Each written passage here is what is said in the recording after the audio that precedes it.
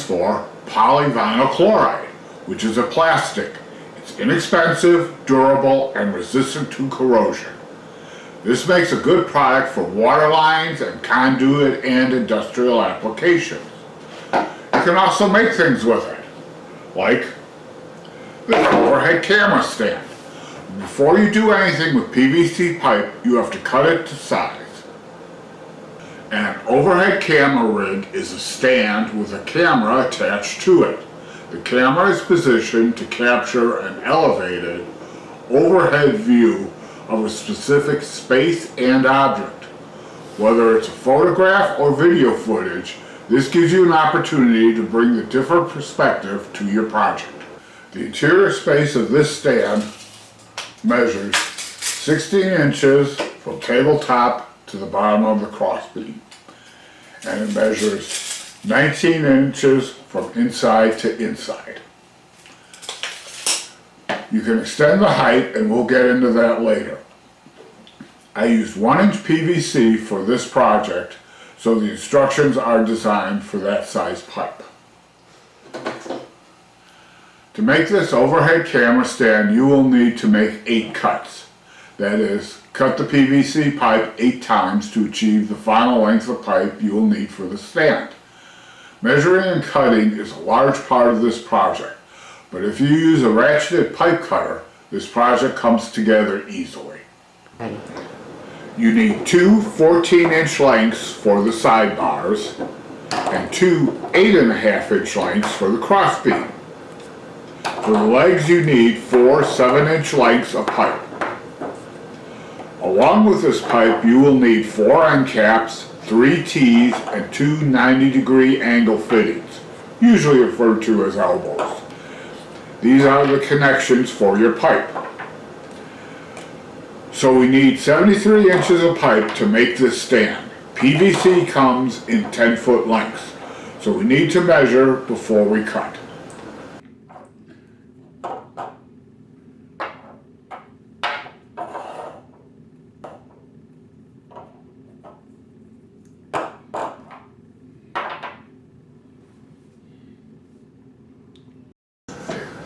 You'll need a pair of safety glasses, a length of pipe, a tape measure, a marker, and a pipe cutter with a sharp blade. I measure out 14 inches on the pipe and mark it. This is the first cut. Open the cutter and set the pipe in the jaw. Line up the blade with the mark. Start cutting by squeezing the handle with a steady, even motion so the pipe doesn't slip in the cutter. This keeps the cut clean and square. Measure the piece to ensure it is 14 inches in length.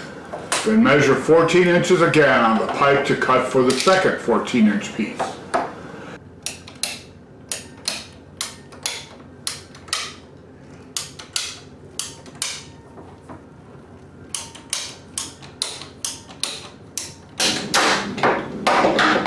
Next, you'll cut 2 8.5-inch lengths. Measure, mark, cut, measure. Continue in this manner until you have all the necessary lengths of pipe for this camera stand. Once you finish cutting the pipe down to the correct lengths, you can move on to making the camera rig. To connect the camera to the stand, you will need a mount. I'm using a ball joint, a universal 1/4-inch mini ball head screw tripod mount for our camera mount. To install this into the T that connects to the crossbeam, you will need a T, a drill and bit,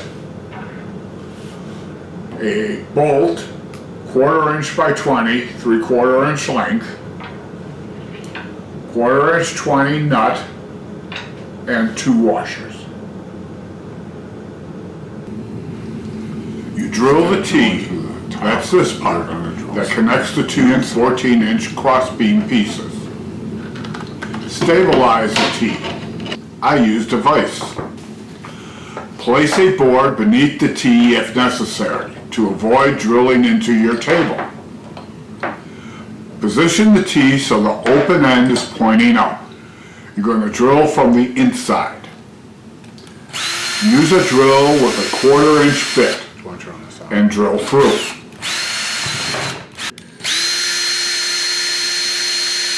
Want you on the sound? Sand the opening to remove any burrs. Now you install the hardware. Slip the bolt in from the inside of the T.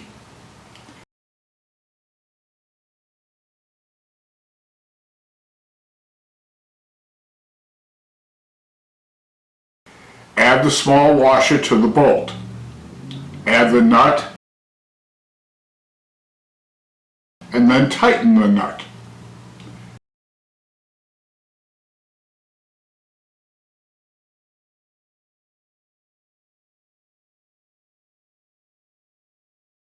Add the larger washer.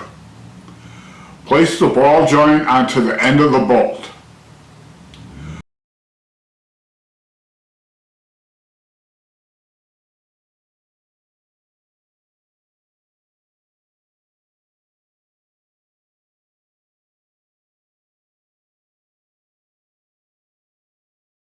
The tripod mount is secured to the T and is operational.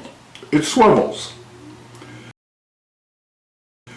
The camera mount is now ready to be installed onto the camera stand. One of the features of this camera stand is the easy storage. Disassembled, it fits into this box. We'll assemble the stand and in the process install the camera mount.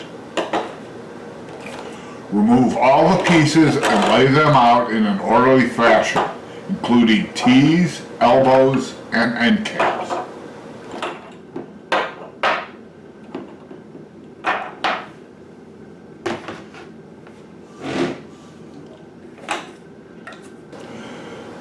Place the end caps on one end of each of the 4 7-inch lengths.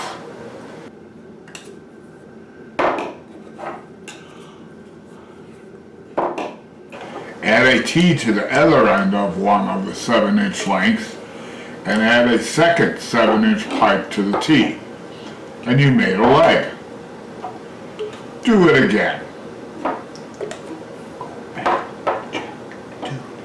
Add one 14-inch length to the open end of the T on one leg.